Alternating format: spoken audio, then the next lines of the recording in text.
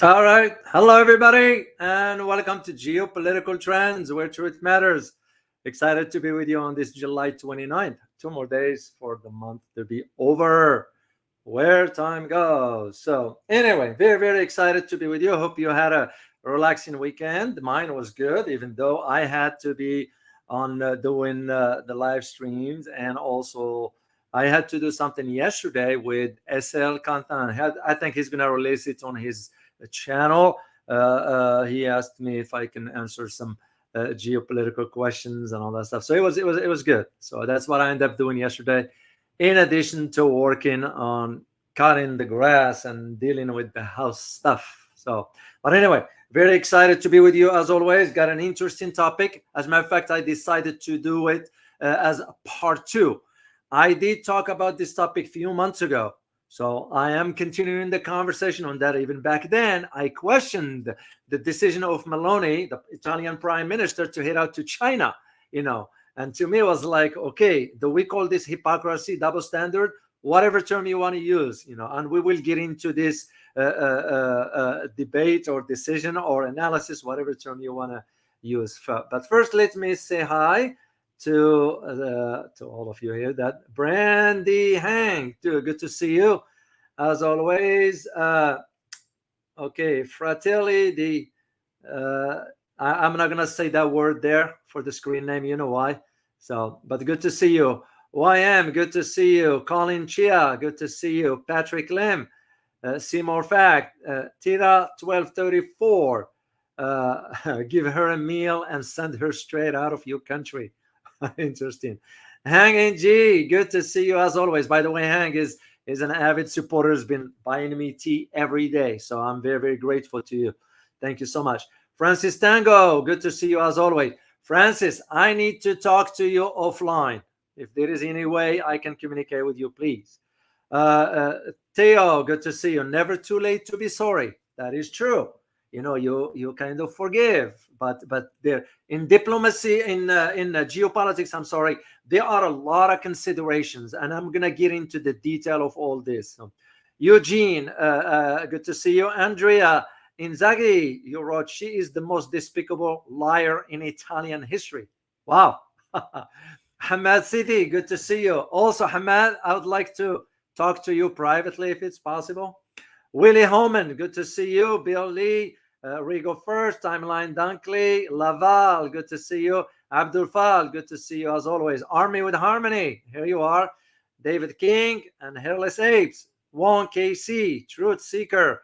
Hiri Local, good to see you. Sifami, good to see you. Alice Talokin, good to see you. And John Smith and New Zealand Smith, good to see you all. So, all right, guys, let's get into, because we got a lot to cover. And this one is very, very important to understand. And I'm going to approach it this time around from something might be new to you, but I'm sure I'll break it down and all that. I'm going to approach it from geoeconomics. Yes, there is a discipline called the geoeconomics. So this is what I'm going to be approaching this, because that's usually combined everything. But before I do this, let me just share some housekeeping items here with you guys. I hope you all enjoyed the conversation with Carl and Jerry. And by the way, Jules Liang, thank you so much for alerting me that it was a bot during the conversation. I didn't see it because I focused on the conversation. And this is why I am going to need your help, guys. I need someone, either Francis Tango or Hamed Sidi, if you are willing to help me out with being a moderator on the channel during this conversation. There's only so much I can do on my own, and there is nothing wrong with asking for help. So I'm going to need help with having one of you guys as a moderator, if you're willing to do this and help me out with this. So, all right. Now, second thing I need to tell you, tomorrow I'm having a conversation with none other than, do you guys know who Dr. Digby James Ring is? So he will be here on the channel tomorrow at 1900 hours. So I look forward to that conversation with him. I'm also in the works regarding the schedule with having a guest from, he was an analyst in the Pentagon. So I know of him and he knows about me and all that, but now I'm going to bring him on the channel here to have really some insights and someone you want to hear what he has to say. I trust the guy because I know of his record. And this is why I decided to reach out, and he answered right away. So we're going to set up the date, and most likely will be for next week, the beginning of next week. Third thing is be ready for my panel discussion on August 3rd. That's going to be with Dr. Yang Liang, and also with my dear friend Dr. Dashan Fang. So they're going to be here, and we'll be talking about BRI. Big deal. And the last thing I'll share with you here is towards the end of the live stream, I want to give you an update about the Asia trip. So, all right, let's get into our conversation about today. Interesting topic here, especially regarding the Italian Prime Minister, Giorgia Meloni. So I put on the thumbnail, and please correct me if I'm wrong or suggest something else. I put President Xi looking at her and thinking, can we trust the fox? Yeah, it's not a laughing matter once you understand the ins and outs of these dynamics as to all of a sudden there is this shift. Well, we're going to have to ask the key question, and here are the key questions here, guys, that I need you to consider as we move forward into this conversation here. So now the first question, why all of a sudden change of heart? And assuming it is sincere. This is where one of you who mentioned about second chance, forgiveness, and all that. Oh, that is good. Is the key here is sincerity. We all make mistakes. I'm not denying it. I'm one of those. I've been forgiven in my life. I made mistakes, and I won and apologized, and I meant it. And they said, you know what? Water over the bridge. You're forgiven, and it's all done. It's in the past. And of course, you don't repeat the mistakes again. So sincerity is a key. So why the change of heart? Second question, is Meloni's trip to China a challenge to the US and the EU? Because you're going to have to look at it from that aspect. Because when you consider that it was the US that pressured Meloni to withdraw from the BRI, and she did. So, third question is, will China invest in Italy given the EU stance regarding China? Because remember, to China, it's a strategic move. You can react emotionally. Oh, we are mad at you because you pulled out of BRI. It doesn't work that way. You have to put emotions. And if you look at the history of China, they never reacted emotionally. Look, just even what Japan did to Chinese during the atrocities. And yet the Chinese are okay with it. Of course, they're not going to forget. My point is you don't react emotionally to, and this is exactly where I see the strategy of China. And it's going to pay off for China far more than it will be for the EU. And the last question is, did Italy regret pulling out of BRICS or from BRICS? I have to ask the question. I can't assume that is going to be so. All right, let's get into this. Before I'll delve deeper, I came across something. I'm going to share the screen with you because you need to see with your own eyes. First of all, I'm going to, I don't know if I have the picture. Then I'm going to make a comment on it because it was disturbing. But again, could it be by mistake? Could it be? I don't know. And I'm yet to reach out to this entity and ask them to correct the record. So here is what I'm talking about. And I'm going to share it with you here on the screen.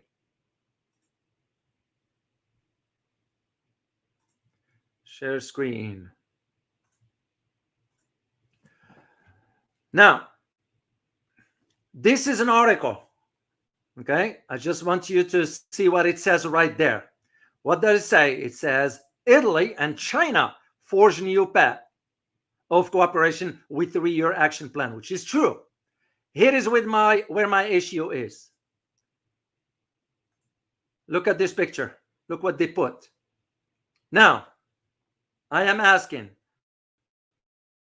was it a mistake or was it a manipulation? So you have a title here that it says you have a story, the article about Italy and China, not Italy and India. And this is what to me was disturbing. So what I end up doing, guys, is I tracked this particular entity, and I pinpoint exactly where their location is. I'm going to share it with you right here. And if you look at the address, is the Haryana region in India. So once again, I'm not jumping the guns here. All I'm saying is, was it an honest mistake or was it manipulation? So I intend, after I'm done with the live stream here, I'm going to shoot them an email and ask them to fix that picture because it's not right. So, all right, let's get into our talks here. So now the Italian Prime Minister, as you know, she is in China right now. And to my knowledge, from one of my contacts on LinkedIn, that to confirm that she is between Beijing and Shanghai.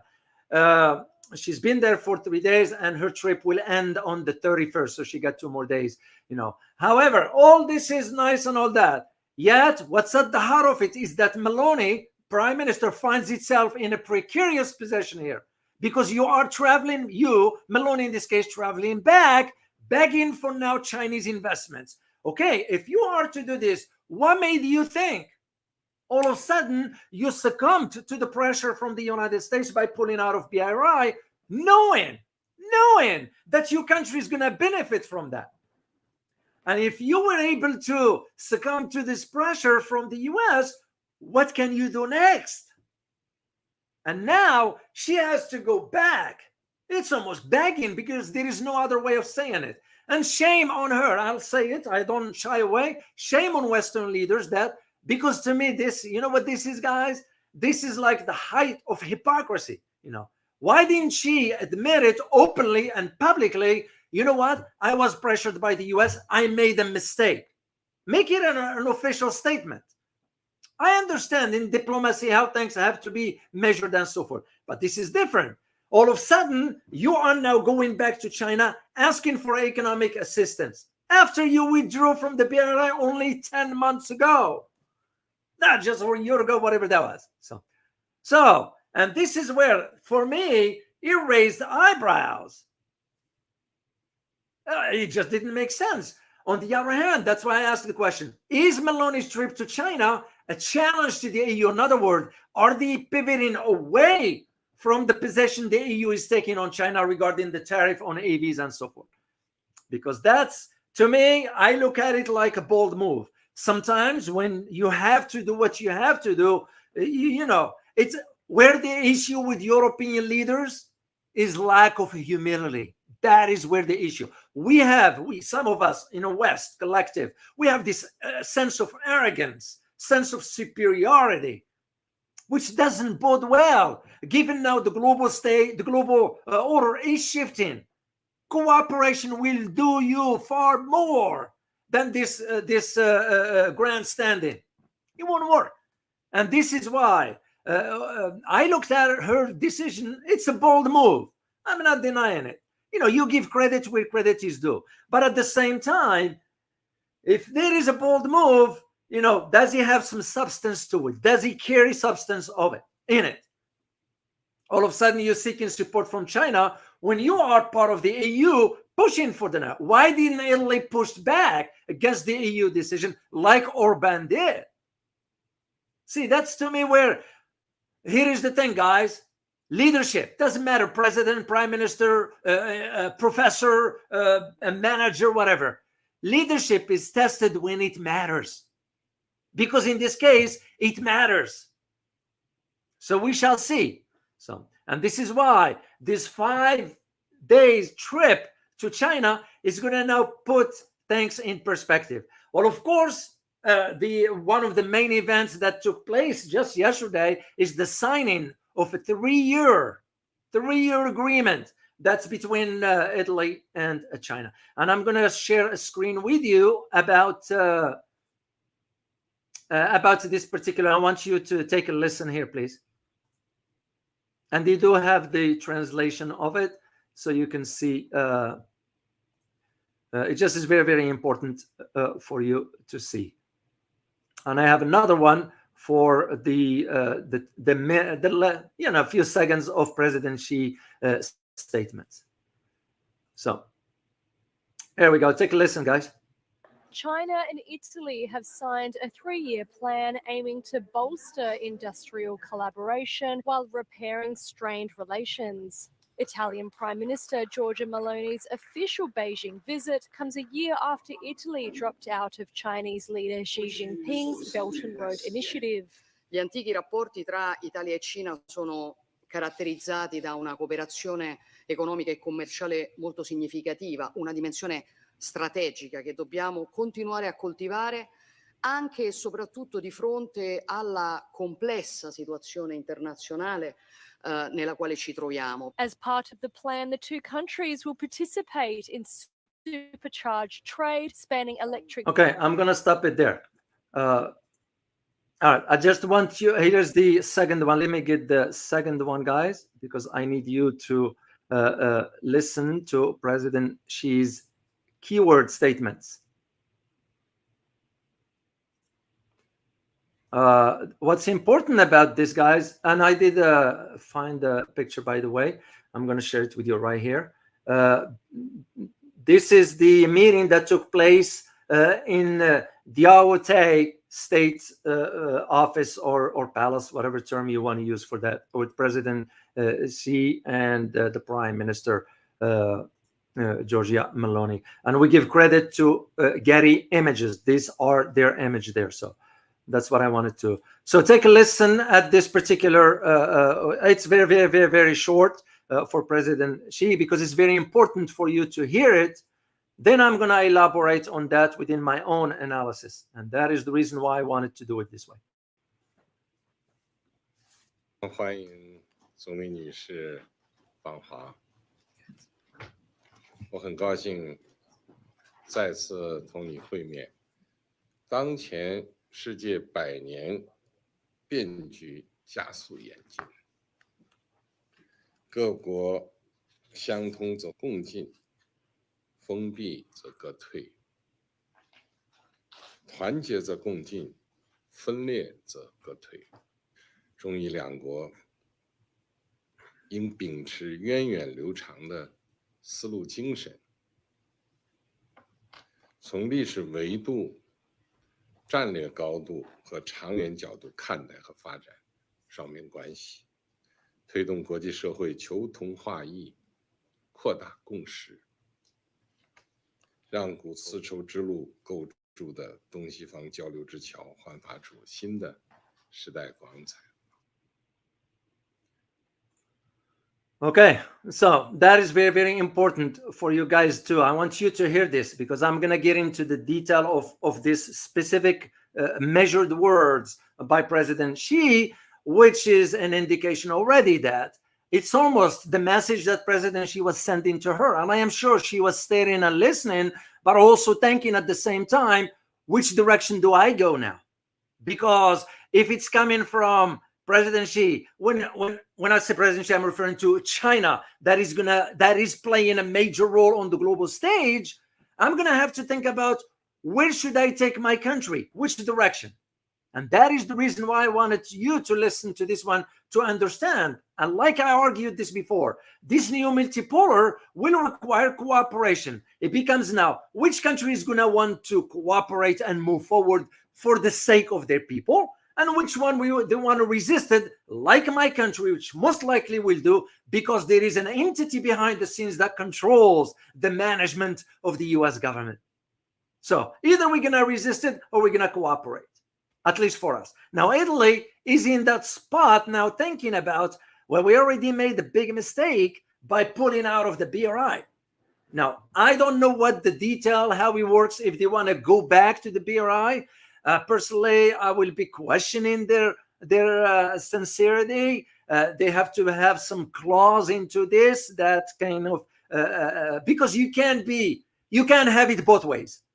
You know, Italy or Europe, for that matter, wants to have it both ways. Doesn't work that way. So, and this is where I believe that Italian Prime Minister wanted to have the reset, basically with China, because she knows that the EU is going to be pushing more for trade war.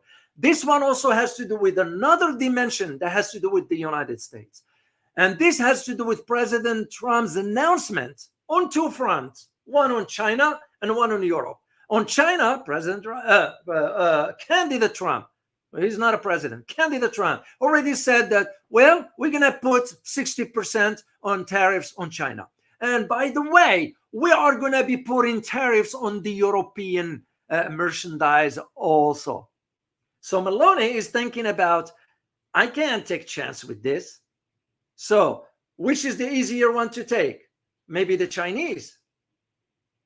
If she thinks that way. China, on the other hand, will have to be strategically shrewd about the movement moving forward, with the assumption that China decides to invest in Italy.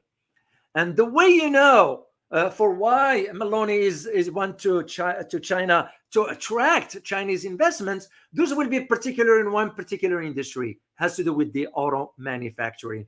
Other sectors will be part of it, but here is the thing. When you consider what was involved in the delegation that went over to China, when you look at, I don't know, I thought I had the picture of it.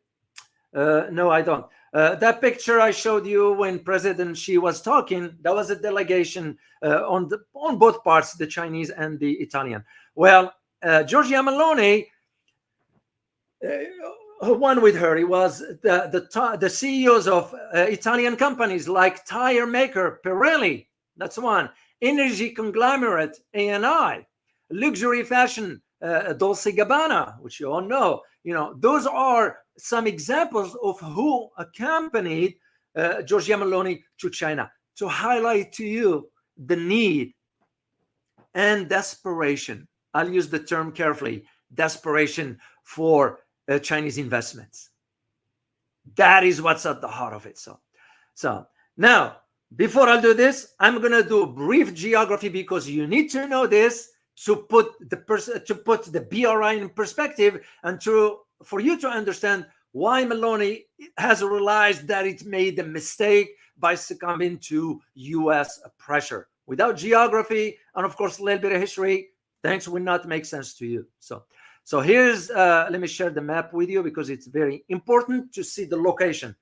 Excuse me. It's all about the location, especially when it comes down to the Mediterranean Sea. And we give credit to, or I give credit to World Atlas. That's their map right there.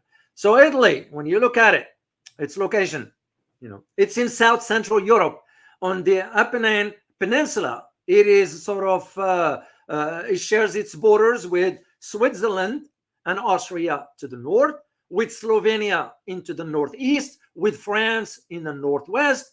And I'm not going to talk much about the Vatican and the San Marino. Those are two enclaves anyway. My point in all this, you're going to have to think about the southern part of Italy. Now, southern boundaries extending into the Mediterranean Sea. The boot-shaped Italian peninsula is bordered by the Adriatic Sea in the east and the Sea of Sicily in the south. The Ionian Sea in the southeast, the Ligurian Sea, and the Tyrrhenian Sea in the southwest. The two largest Mediterranean islands, Sardinia is located in the west, and Sicily is to the south of Italy. Now, you may think, okay, what is important about this, Dr. O? It's the maritime route. That is what's important about it. And I'll talk more about this. Let me share briefly with you the history of Italy. Of course, we can't go through so much. Suffice it to say that the history of Italy basically is the history of the modern world. We all know. You know, if you look at, for example, the documentary about the Medicis in Florence and how things have evolved, the Roman Empire, the Colosseum, and so forth. So, because there are so many pivotal moments, literally in our history, has taken place in Italy. You know, you gotta give credit where credit is due, and this is why Italy is considered Europe's cornerstone when it comes down to history. And I agree with this one here. So you think about it, from the grandeur of Rome, how Rome used to be, to the Renaissance, and all the way to the battlefield of World War II. So now, if you think about the history of Italy, and I'm going to keep this very brief, guys, You have to go back to about 500 BC. This is where the number of people of different ethnicities and origin shared Italy. That's why Italy was like a mix of course, you got the small Greek colonies in the southeastern, southern coast, and the island of Sicily. Then you got the Gauls, which is ancestor of today modern French. This is where the name of Charles de Gaulle, the former general and president of France, came in, because he was from the Gaul. Modern France roamed in the mountainous north. Then you have the Etruscan, which is this one is group originally hailing from somewhere in western Turkey. Those are settled in central Italy. And this is why it's very important, at least to understand this part of it. So when you go back to the establishment of Rome, which was established in 753 BC by none other than Romulus and Remus, two twin brothers who claimed to be sons of war god Mars, and to have been raised as infant at the time by sort of the she-wolf. So fast forward to 509 BC, when the last king was overthrown and the Roman Republic was formed. This is where Rome then came to be ruled by the two elected officials known as the consuls, a senate made up of wealthy aristocrats. Now and again, here is the importance of history. Even back then, what was the senate made of? Wealthy aristocrats who can control the policy. The same thing apply in my country. I can't speak for England because I know their system, because we follow it almost similar, because they have the House of Lords and House of Commons. Same for us, the Senate and House of Representatives. But when you look at who's in the Senate, the wealthy individual, because they're controlling the process. As a matter of fact, the establishment of the United States was based on that. They were the wealthy who established the system the way we have it today. You know, America today is no different than what it was back then at its beginning. Forget about this democracy and this nonsense. It was about ensuring the wealth and the interest of the well-to-do are preserved. When you look at back then, at the beginning of America, the Senate was deciding who to nominate for president. It's the same thing we have in today. You got the Electoral College deciding for the president of the United States. Back in Roman time, it was the Senate that was dictating the policies. And this format of government worked well at first for them. But as Rome expanded beyond the mere city state to take over territories, not just in Italy, as you all know, but overseas as well, the system of government came under severe strain. Same what happened to France, same what happened to Spain, Portugal, the Dutch, and now the United States.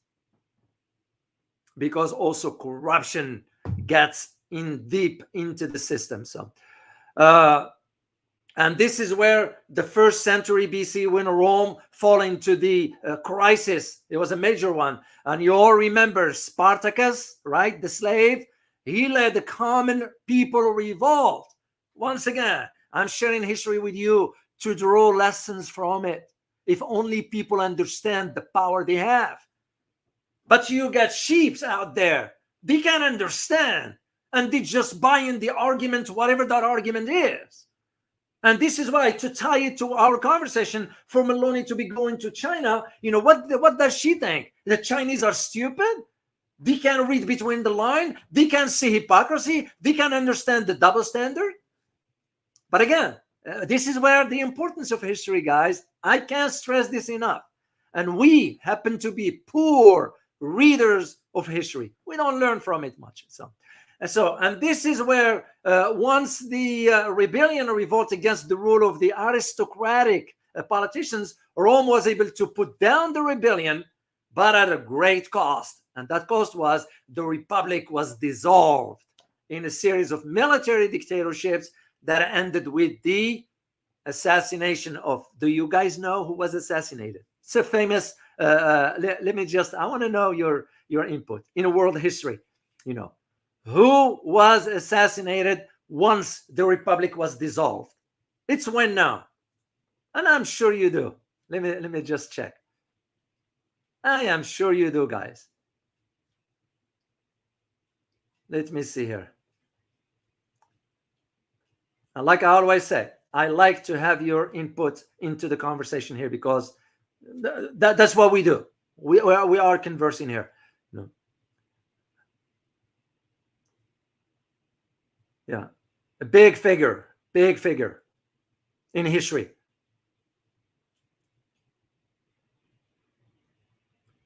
Let me see. I'm scrolling down, guys, here. Please keep an eye, by the way, keep an eye for any bot here. So I'll kick him out.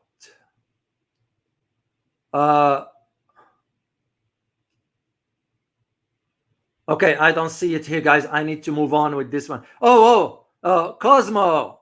I'm sure you're joking or what? Yes, Julius Caesar. That's what it was. So this was the assassination of Julius Caesar. So in 29 BC, this is after a long struggle internally. And this is when an empire collapses. It's the end. This is one thing I am concerned about my own country. We are going into that direction.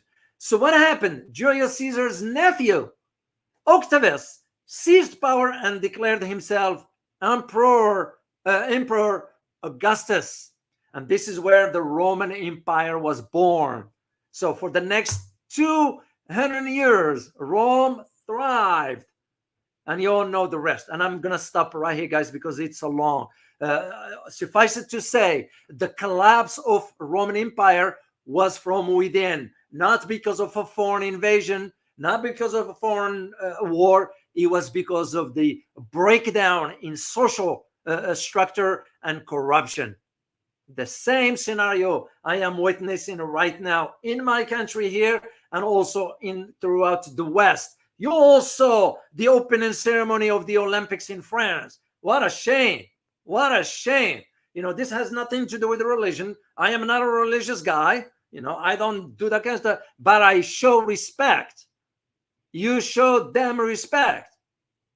You know, but also this is a sign, guys, for the decline. France is done for. You know, the whole West morals are done for. And this is exactly my point. This is why history is very, very important. So, all right, let's get into our own analysis here. So we all know that Italy, the only G7 member who have joined BRI.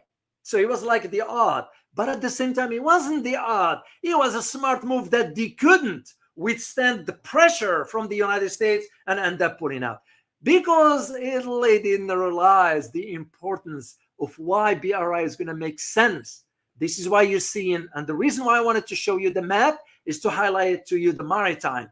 You got, for example, Egypt, Tunisia, Algeria, and Morocco. But by the way, Morocco just had some deal with China regarding the exchange of cultural stuff and some stuff like that. That's usually paving the way for more, because Morocco turned down China when China offered to rebuild the city of Tangier up north. So the king said no, because China said, you know, we're not doing it for free. Of course, it's a business transaction. So the Chinese wanted to have a percentage into that. Morocco said no. China said, thank you very much. Shake hand and see you. Now Morocco is realizing also, because Algeria jumped on the bandwagon with the Chinese and the Russians. So Italy now is recalculating, seeing what's taking place in Europe, and especially with two main events. One of them is the last trip of President Xi to Hungary and Serbia, and we all know the deals, the investments that they do. And second thing is the access of the Chinese EV in Europe. So Italy, you all know Lamborghini and all that stuff, right? Well, here is the thing. I'm going to share it with you right now. I'm not going to wait till later, because we just have a free conversation here, guys. I'm going to share a picture with you. This is the U9, the new luxury Chinese EV EV car. I took a look at the specs. I don't need a car, and I don't have that kind of money to spend on this. But if I did, for example, I will purchase it. You know why? This vehicle, the upper level with all the whistle, all of whatever you can think about technology, it's in this car. The price is about $124,000. Now, if you go to the next level, it's about $340,000. I looked them up. However, when you compare this car to the new version of Lamborghini, which I looked at yesterday, you know how much it cost? $2 million. It's nothing different. It's just the name. So the Chinese are able to build a brand new, those are luxury cars. It's kind of, this is why I post this for you in the community about why all of a sudden Qatar opened up its market to the Chinese SUV. This is U8, the equivalency of a Range Rover in Britain, and the models. There are those who's going to be saying, "Well, the Chinese are stealing technology." That's nonsense. Most cars, most automobile industry takes the older model and improve on it. Go back to the early 90s when Fords start developing cars. That's nonsense what they're saying. Look at the interior of this. This is the SUV interior.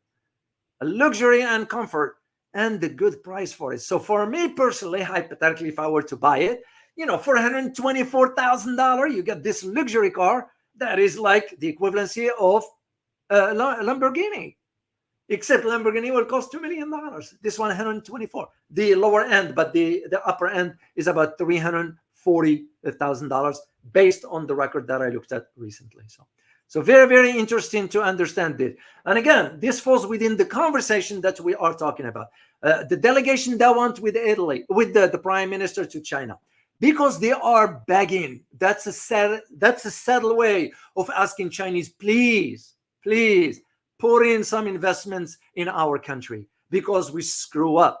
We followed the US, we followed the EU. And the EU, is crumbling economically. Look no further than what's going on in UK. I know UK is not part of the EU, but it won't matter. And as a matter of fact, I just saw a comment from one of the viewers who put this today. And thank you for sharing this. His name is H3291. Thank you for sharing this. And I'm going to quote it for you. Dr. O, the new finance minister has just discovered that the Sunak government spent 28 billion pounds more than they had available. End of quote. That tells you a story right there. Europe is collapsing economically. Germany is done for some industries. France, Italy, you look at Sweden, Finland, no exception. No exception. And this is where you see in Italy embarking on this because they are looking at the trend where it's headed. Eastern Europe, countries the likes of Romania, Bulgaria, Hungary, Serbia are already embarked on that train. And this is why Meloni wanted to. But Meloni is not trusted in her country either. I had a communication with someone through LinkedIn. He and I would communicate. Pietro, I'll disclose the name. And he mentioned to me about the high unemployment that exists, and he's in Italy. So you kind of trust people on the ground. They ain't gonna just making things up, and I do fact check certain things before I share them with you. You got a high unemployment. You got an aging population. You got a serious level of corruption that exists. And of course, criminality, let alone the massive immigration they're dealing with. Nothing against immigrants, but you got to know who's coming to your country. So, and this highlights to you the idea of why the Italian prime minister decided to, despite whatever, I don't care what the Europeans are thinking. I don't care what Washington is thinking, and going to China. The key question we ought to ask is sincerity. Is she sincere in what she's asking for and whether it's going to hold her end of the bargain? Now, there is one other aspect that I need you to understand. And this one has to do with, I think I put it down for explaining to you the idea of what this is, the geoeconomics. Geoeconomics. What is geoeconomics?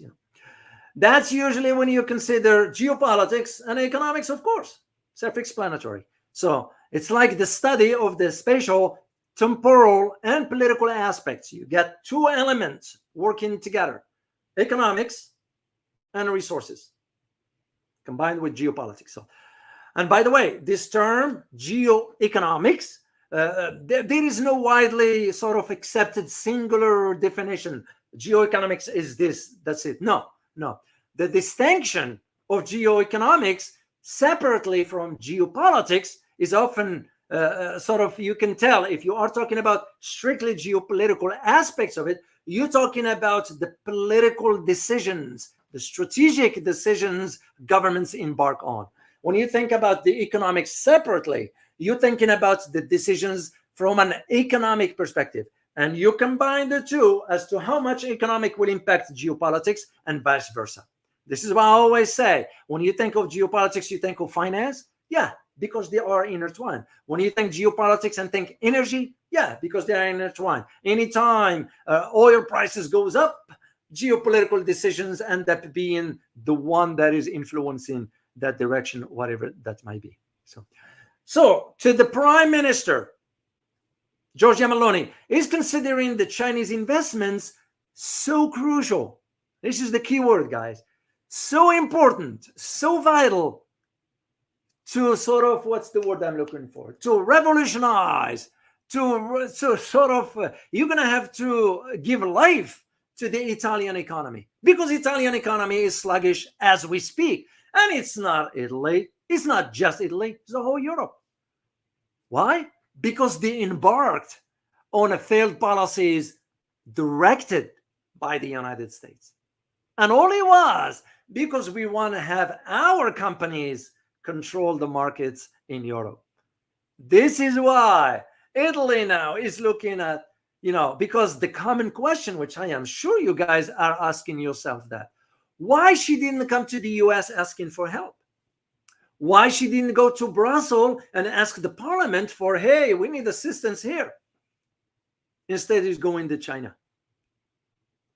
But also that can give you an idea about, which is a possibility, and it's just me thinking outside the box, that the Prime Minister is thinking about China's role on the global stage. One that can't be minimized, no matter how you look at it. The sheer size of the Chinese economy, you can ignore that. To those who say here in my country saying, well, we're going to have to sanction Chinese. Do you have any idea if the Chinese sanction us back? We'll have riots in the streets because nobody can afford anything. As a matter of fact, poverty is already going up right here.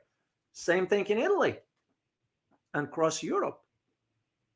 And this is where the reality of where this is all about. That's why those companies had to go with her, because they are seeking some sort of help, financial help, that is.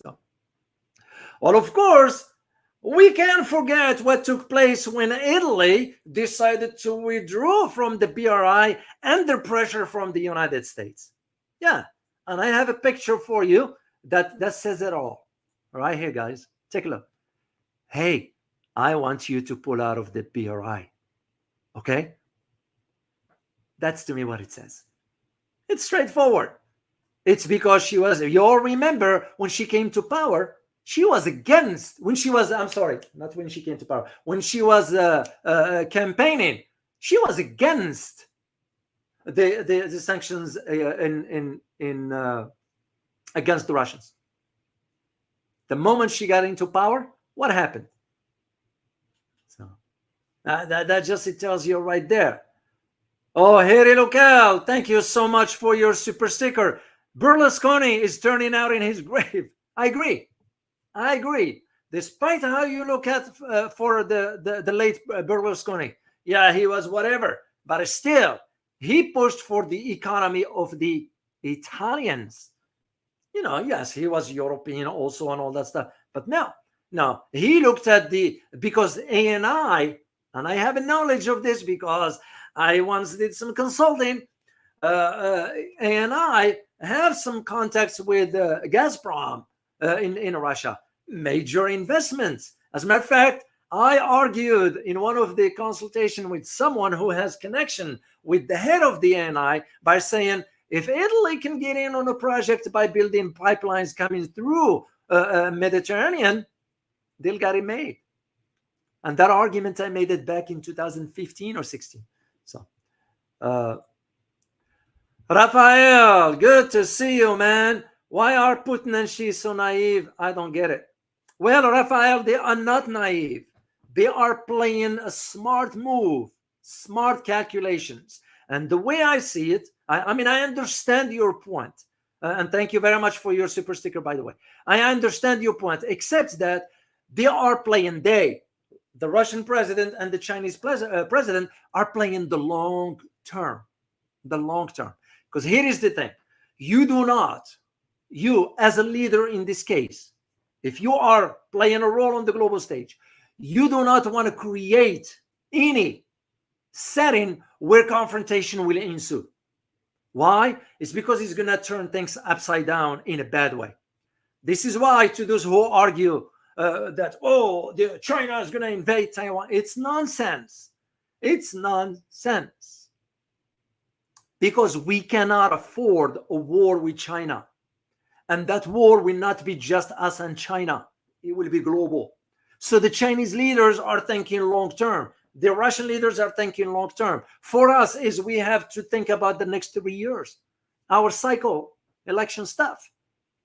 But all this has nothing to do with one key aspect, and that key aspect is the transition from a unipolar to a multipolar, which is already underway anyway. It already happened.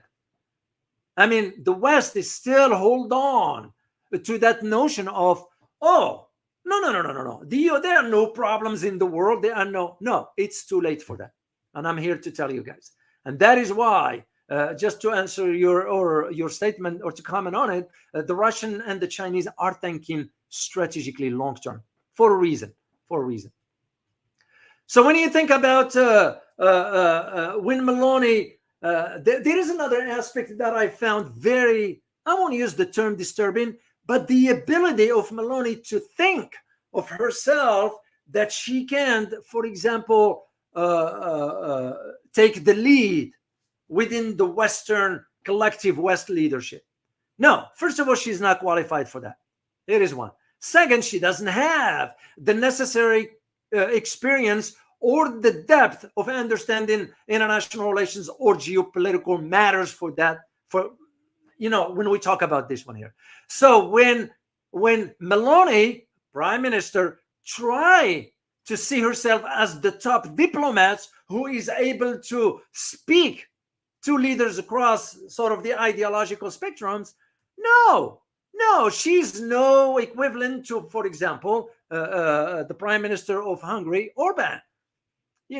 It's because the leadership was tested and she failed.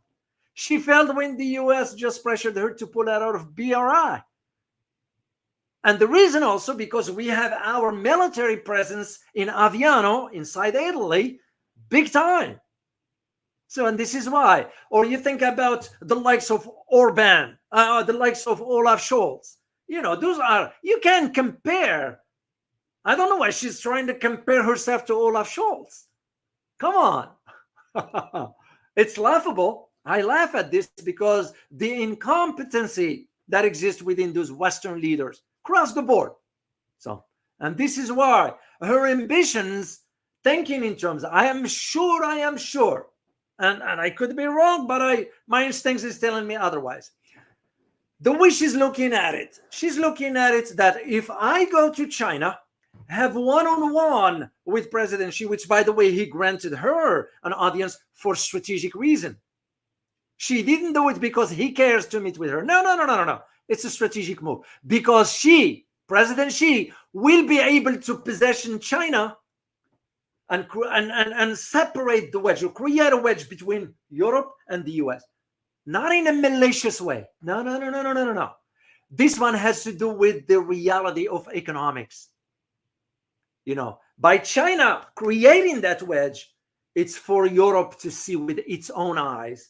Here is Europe, here is the US, economically speaking. Look where they are. And here is Italy that decide to, I'm going to embark on economic ventures with China. Hell, with both of you. That's the way I look at it.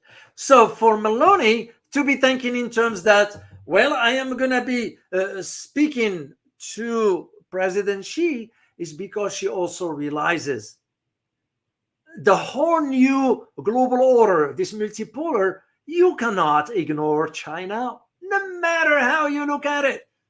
I don't care what others say. There is no other way, you know. And even if Meloni is thinking in terms, well, I'm going to go despite what the EU is saying, because you remember what EU wanted to, the European Union did to Hungary, strip them out of their presidency, which is not right. You know, Italy, I mean, Meloni now, Prime Minister Giorgia Meloni is going there to think in terms of, I don't care what the European Union. The question is the sincerity. Can she? Can she? Now, is she going to be talking about convincing President Xi to talk to the Russian president about Ukraine? Yeah, she can talk about that. But President Xi is going to say, ain't my problem. That's the Russians. Especially because now it became evident that Ukraine is done for. And what is mind-boggling is that the Western world, including my country, still wanted to send billions of dollars to corrupt the regime. It's not it's not laughable. It's my tax dollar. I'd rather send them to someone in need. I have no problem doing that, and I'll be happy to do it. You give to those in need. You don't send it to the corrupted people. And by the way, some of the money I already followed through, certain, not all, of course. And I follow through certain aspects. I have my ways of finding that kind of stuff. There are some bank accounts in southern France, some in Switzerland, and some in Grand Cayman, where the money has been transferred. So, tax dollars, a little along where the whole country, at least my country, with the poverty level going up and all that stuff. So, and this is where that difference is. So the Italian Prime Minister's visit to China, it just to me, it's a reflection, really, of her inadequacy, that she realized how fool I was by following orders from Washington. Now, how China is going to respond to all this? Will China, of course, they signed this 3-year agreement, but to me, that's nothing. It's nothing. China has to also demonstrate its good faith, because when you have something like this, you're going to have to do it. But for the Prime Minister, if she's thinking about resetting, once you break that trust, once you break that commitment, because what makes her think that the Chinese is going to just say, sure, come on back, get back on BRI and all that stuff? No, the Chinese are savvy. They're going to be thinking about, and she knows it. She knows that it was very embarrassing, because it's on the world stage. Who did you go to? You didn't go to Washington. You didn't go to Brussels. You didn't go to London. You didn't go to Berlin. You didn't go to Paris. You went to Beijing. And that's, to me, like I always say, guys, optics matters. That's all it was. So, and this is where that difference is. And the idea that when you think about, this is, by the way, this image here, this is when she gave the speech the day she withdrew from the BRI. That was the day when I tracked the record, and I got this picture from that one. That's when she announced the exit of Italy from the BRI. So, and of course, right after this one here. And then, and to me, that's just the idea, because this kind of dynamics is very, very important for you to understand all the intricacies that are informing that kind of picture to make sense to you. If you don't understand those, you will be left with, it's like a puzzle. You are putting the pieces, but you have one piece that is missing. What is that? So, however, if you do have an understanding of all the facets pertain to something, of course, you can cover everything. The same arguments, and I'm going to be talking this with Dr. Digby, James, when he comes in here tomorrow, about the idea of Vietnam and Cambodia. Two main countries. I am watching their strategic moves right now. That tells me a lot about where they wanted to position themselves, given the shifting sands of the geopolitical landscape. I mean, a whole ASEAN for that matter. But I am thinking about those two countries specifically. Yeah, of course, we can talk about Thailand, or we can talk about Philippines, even Philippines taking about face regarding diplomacy with China. You can't trust Marcos. He's doing it because he feels the pinch, the anger of the Filipino people. So, or even Malaysia for that matter. Did you see, guys, the meeting yesterday between Sergei Lavrov and Ibrahim Anwar, the Prime Minister of Malaysia? And by the way, Malaysia most likely might end up in BRICS. It's the dynamics. And this is what I'm trying to sort of provide you, this kind of insight. That's to me what this analysis is all about. It's just to put the big picture for you with all the pieces needed for you to form your own conclusion, not mine, your own. Never let it be said, well, Dr. O said this. Yes, I can say thanks, whatever. I can share with you, but that's my own opinion. You have to reach your own. So, I have something I want to share quickly while I have it here. One comment from Oman 401. This is pertaining to EVs. Just within the context and we talked about when I posted that picture for you as far as Qatar opening now to the Chinese vehicles. And his argument, because I asked the question and he answered, and it says, and I quote, value for money. The company offers an extended warranty, meaning BYD. Post-pandemic chip crisis compromised conventional car companies' manufacturing and supply to the market, so they had to buy available cars, Chinese in this case, to meet demands. This exposed the value for money and reliability myth to the consumers.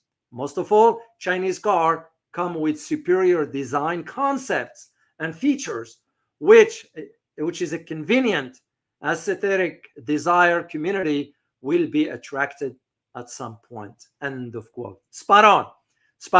If I am to guess, the Oman, I think he's into auto industry, and it's well put, and thank you for sharing that. So, and this is where I see, guys, the idea of why Italy's realizing, this thing's going down south. I do have family in Italy, but I don't talk to them much. But I can read, I can read and all this. Usually when with my family, I can reach out and, they ain't gonna tell me what I want to hear. They're gonna tell me how it is. So, but the idea of how things are moving forward, no. Italy is realizing they are in a bad economic position. That's themselves. We're not talking even the whole EU. This is why in a matter of time, the EU and the G20 and all that ain't going to be nothing in comparison to ASEAN and BRICS and maybe RCEP. RCEP and ACO still have to work on. They still have a long time. And I intend to address this with Dr. Digby when he gets here tomorrow. So, all right, guys, that's all I have to share with you. Oh, by the way, I have to... because we community here, transparency is very, very crucial to me, and I respect people's opinions. I respect it was someone, without naming names, argued about the last video that I did for the dedicated video that the company reached out, and I kind of lashed out, and I don't hold back. And all I said was, criticism is so easy. Put your money where your mouth is. So if you are to criticize me that way, if you are a man, put a $5,000 or $10,000 on the table and say to me, Dr. O, this is to support your channel. instead of just easily just talking nonsense. However, I do respect the opinions. You express yourself, whatever. So, and this personal arguments was, well, I can understand 1 or 2 minutes commercial. Well, you didn't understand that I did disclose this is a dedicated video. Yes, do I agree that it was a little bit long because it was 20 minutes? I agree to that. And I'm going to make sure moving forward that it will not be more than 15 minutes. However, when a company is paying for it, that's just common sense. So, but I do welcome the comments. I have no hard feeling about it. I just need you guys to know where things are, because to me, it's all about transparency. I don't, it's just the way I operate. If somebody doesn't like how straightforward I am, well, that's too bad. If you can't take the heat, get out of the kitchen. Simple as that. Simple as that. So, for the Asia trip, I want to give you an update. I got a third donor. When I say donor, someone who contributed serious amount of money. So about $500.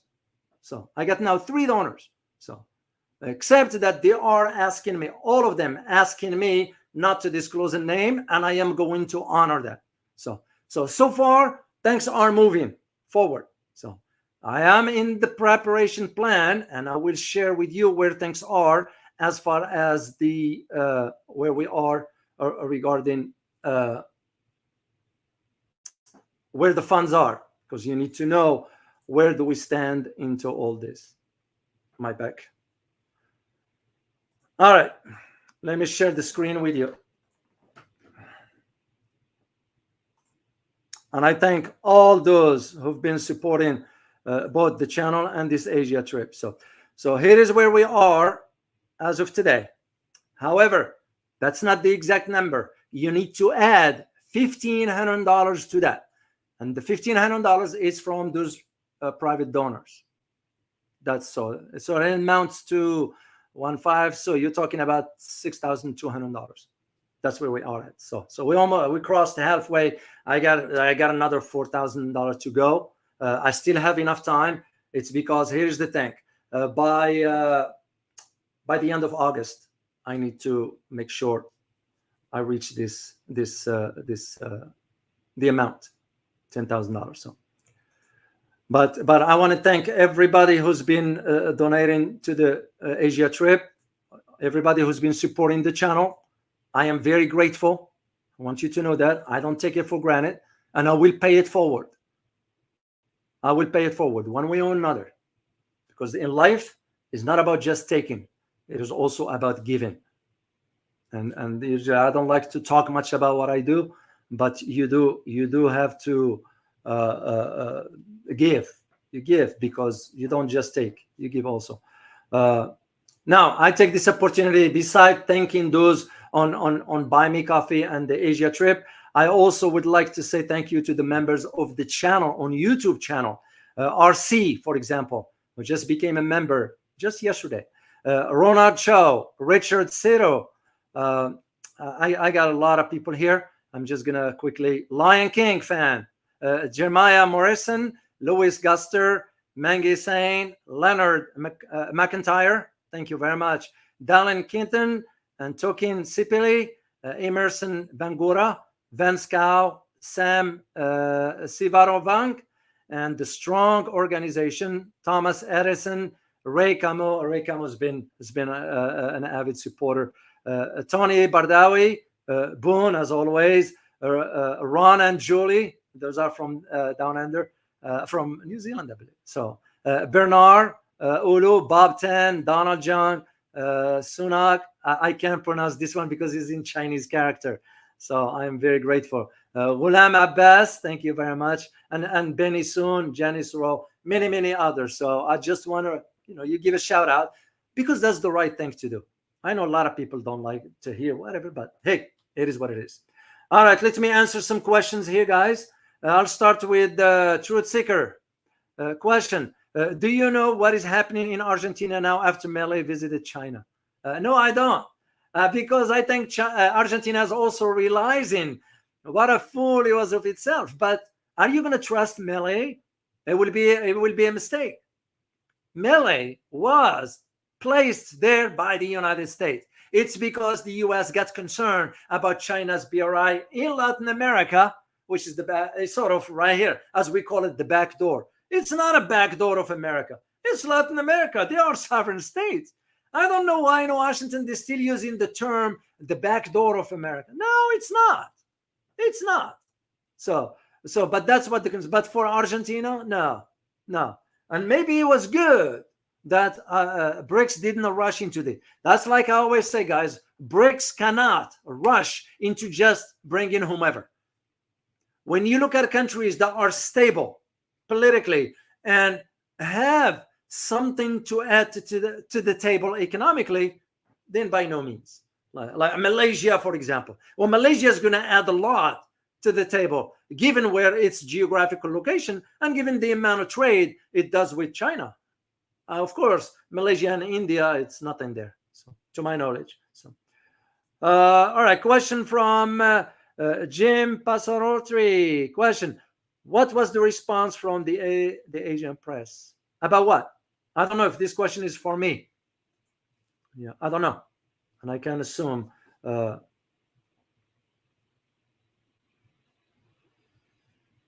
Okay, let me see another question from you guys. And if not, I'm going to sign off and go prepare the stuff for my conversation with Dr. Digby James. I can't wait for that.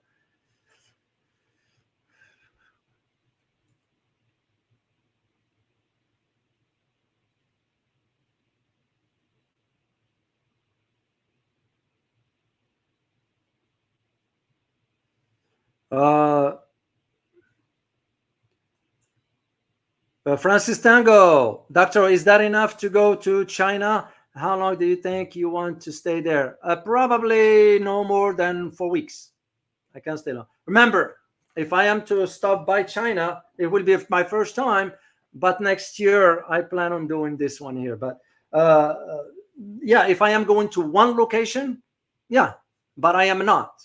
So, and I already figure out the cost to fly to those locations, then the lodging and all that stuff. So, and remember, I'm also going to be putting money from my own pocket. So it's just the way it is. I just wanted to see how it's going to work the first time, because my thinking was, to me, this is now, it's almost like a university. You know, I told you, I don't teach at university anymore here in the US, you know. And to those who do not understand why sometimes I make decisions with accepting to do advertisement for some companies, then you are missing the point. You know, I am not like this millionaire guys. I'm not. You know, I'm smart with money. I live comfortably, but I, you know, you kind of, when I made decision, I knew what I was doing and I knew what I was getting into, because I don't want to depend on a paycheck just because I have a pay. I don't care for that. You know, I'm creative enough to figure out ways. And so this to me became like, this is like a university to me. I mean it when I say this, you know, and even the information I'm sharing here, you ain't going to find it anywhere else. And I'm not bragging here because I don't do that kind of stuff. But, you know, it's just the way it is. So short answer, Francis, if I am going to one location, yes, it is. But for where I'm going, it's not. And I already did the maths and everything. So, and I hope you can reach out to me via LinkedIn, Francis. And I'd like to talk to you privately, you and Ahmed Sidi, if you could. All right, let me see another question here. Rick Maxey, do you accept crypto? Here's the thing about this. I do have it. I do have, and I am going to put one. Yes, I'm going to do that. I am going to do that. And yeah, I can do that too. I'm going to set it up today or tomorrow and just start putting it for you. So for whomever wants to support the channel via crypto. So, and thank you very much, Rick. Do you accept Venmo? Yes, you have to be in the US, I believe. Yes, I think, yeah, I think I have some account in Venmo. I haven't used it for a long time. The only reason I used the Buy Me Coffee because I found out the percentage is very, very minimal. So this is why I didn't want to go with some other PayPal, so.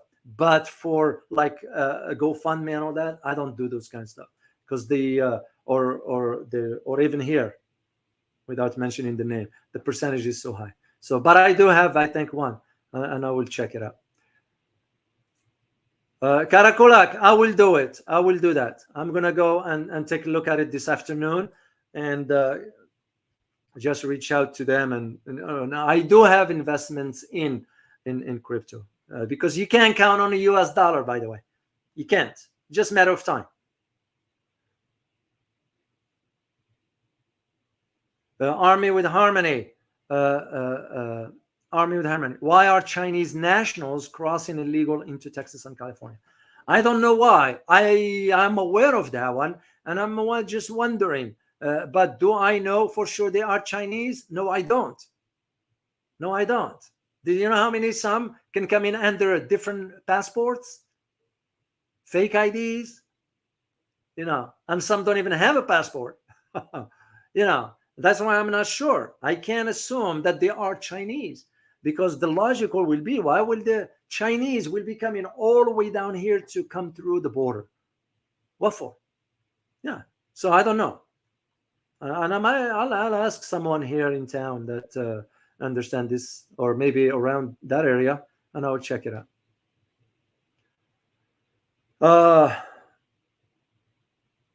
Okay, let me see another question if there is one. Otherwise, I'm going to sign off, and I look forward to seeing you guys on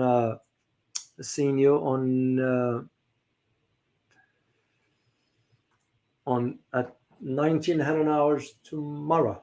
So for my conversation with Dr. Digby. All right, last question. Who is this lucky person? This lucky. Oh.